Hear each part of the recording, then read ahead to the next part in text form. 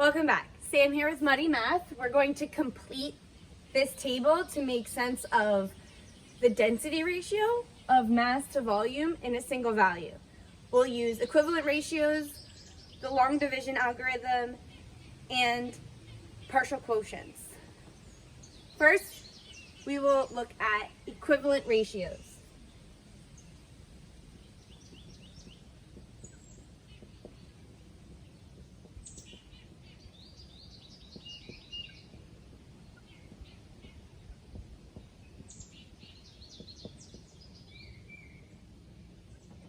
We want to rewrite this ratio so that it has a denominator or a unit on the second half of the ratio that is a multiple of 10.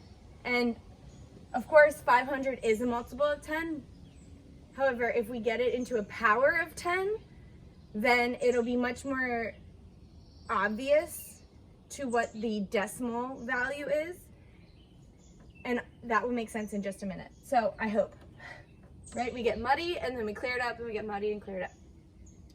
I can double 500 to get 1,000. 500 is a multiple of 10 because if I make a quick factor tree,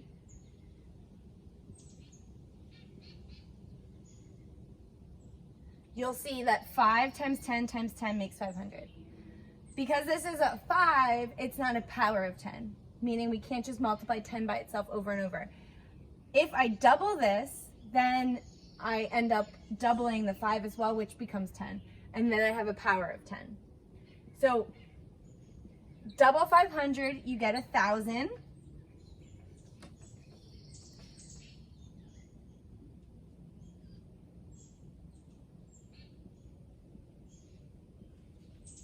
$1,000 is 10 to the third power. Great. Now this will make it easier or more obvious for me to move a decimal point to get a single decimal value. And I will effectively avoid long division or partial quotients.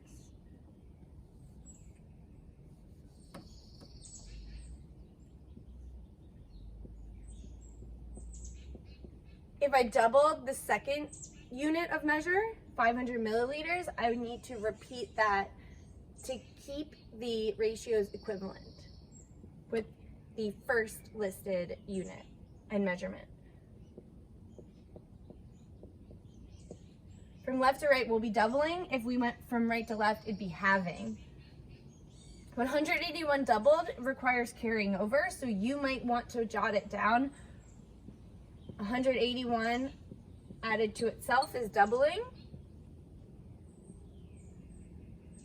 Or we could do 181 times 2.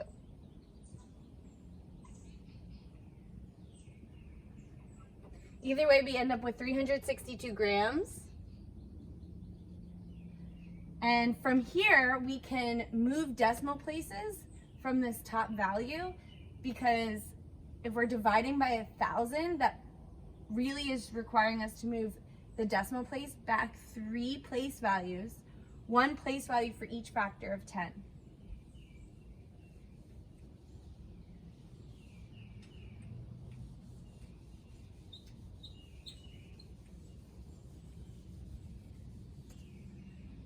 So what is 362 thousandths as a decimal in grams per milliliter? Well, we have 362. 362 as it is has a decimal place after the 2. But if it's 1,000th, then we want this 2 to be in the 1,000ths place.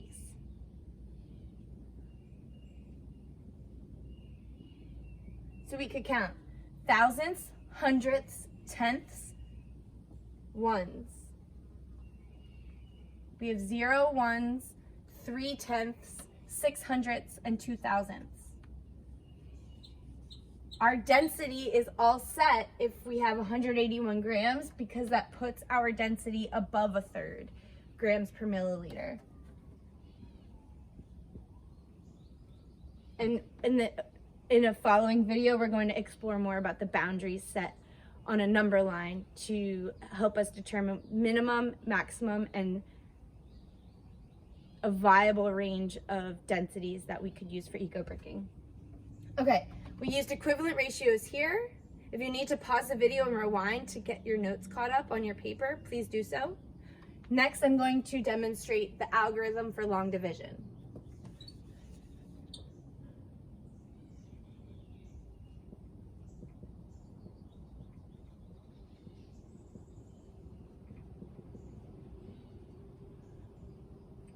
First, we need to determine what goes under the division symbol, the division house, I guess you could call it, and which one's dividing and which one's being divided by, or the dividend and the divisor. So here, our mass is our dividend. The volume is the divisor. And our value at the end, the density value, is actually going to be the same as the quotient.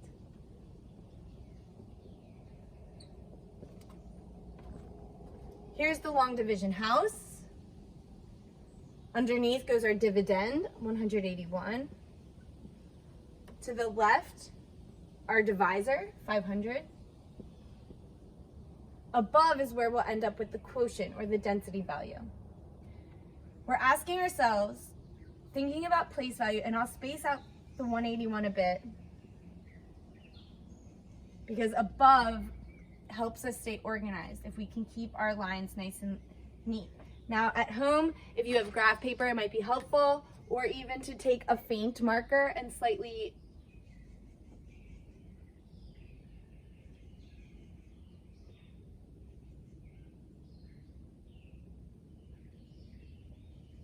make your own guidelines to keep all of your subtraction and operations in place. The place values will help you stay organized.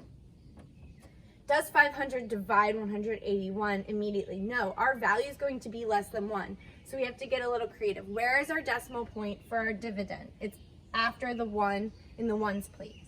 Afterwards, we can have as many placeholder zeros as we'd like. Does 500 fit into 181? It does not. Okay, does 500 fit,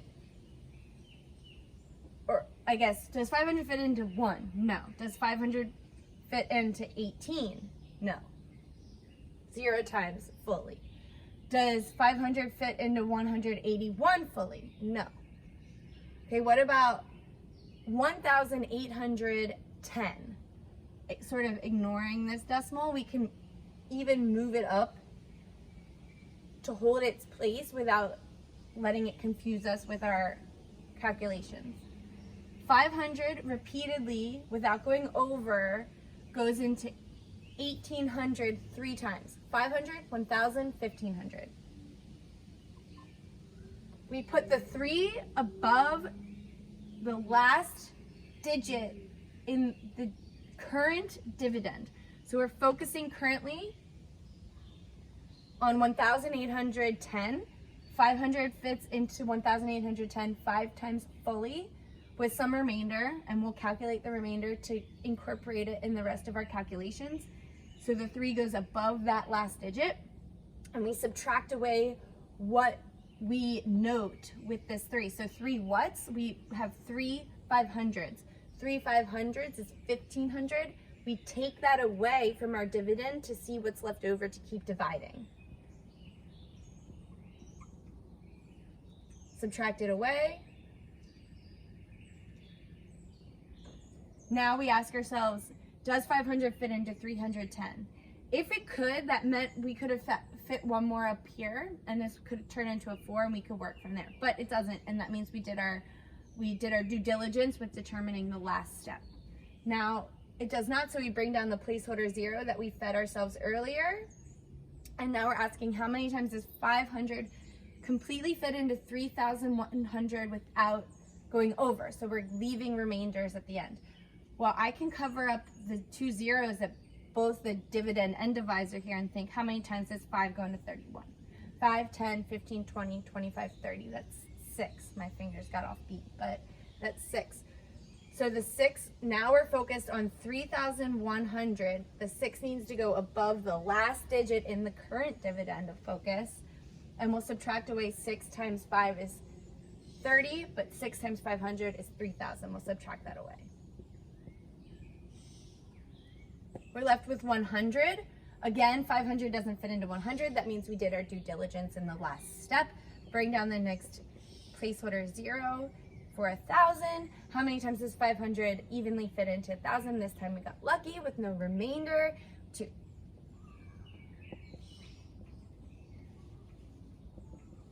Now it's all right if you had a remainder, you could keep going, but for our sakes today, 362 thousandths is exactly what we need. Unfortunately, I showed you this with our previous step. Could be helpful, maybe not. What I'm going to do, since we're supposed to be calculating this, is I'm simply going to erase our quotient, change 81 to 42, and start fresh below. Maybe this is exactly what you needed. You saw how we did it with equivalent ratios on the last step, and now you have an experience with long division. This time, try to take notes as I describe, or please pause the video whenever you need to. 500 into 100 into 1,420, considering that we already decided 500 would not fit into 142, or 1, or 14. So I'm erasing this decimal place because I saved it up top. Thinking about how many times does 500 fit into 1,420? That's twice. So notice this one was above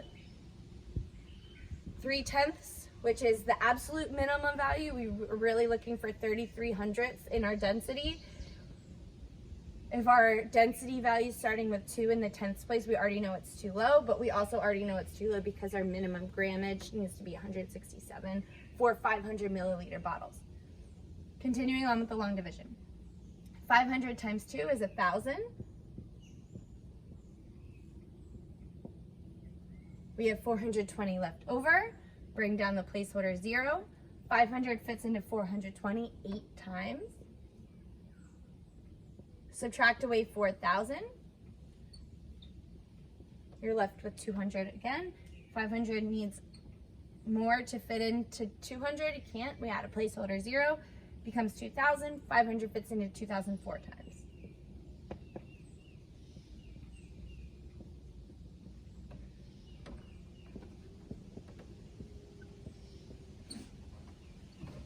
Finally, let's try partial quotients.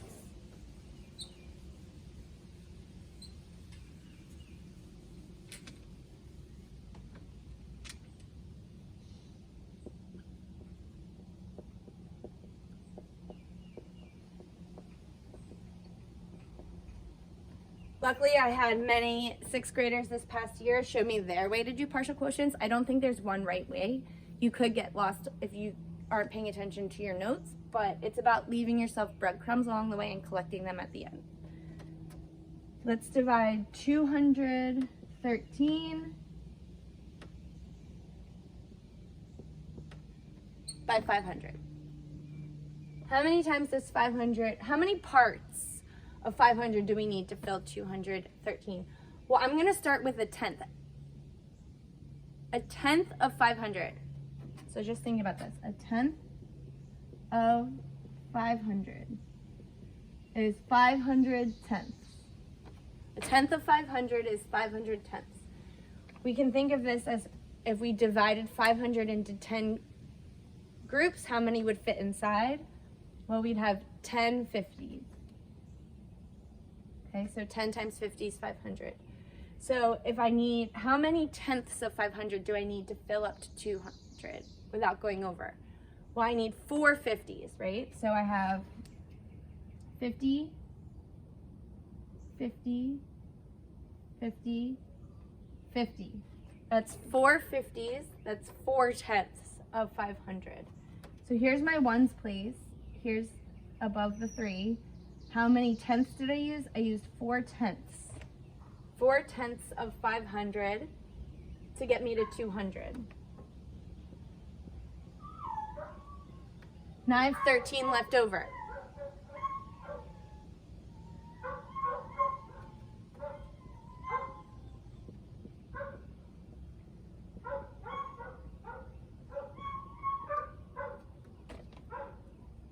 One 100th of 500 is 5. How many 5s do I need to make up 13? 2.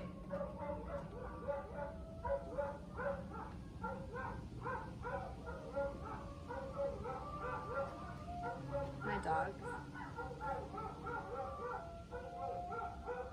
Now I'm at 3. How many parts of 500 do I need to make 3? So we would continue to think about the parts of 500. So 1/1000 of 500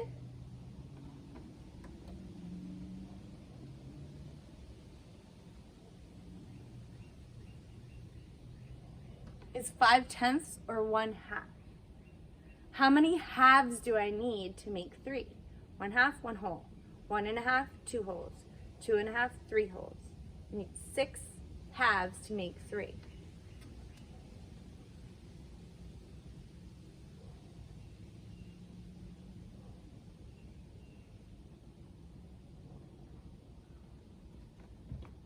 And there we have it, 426 thousandths.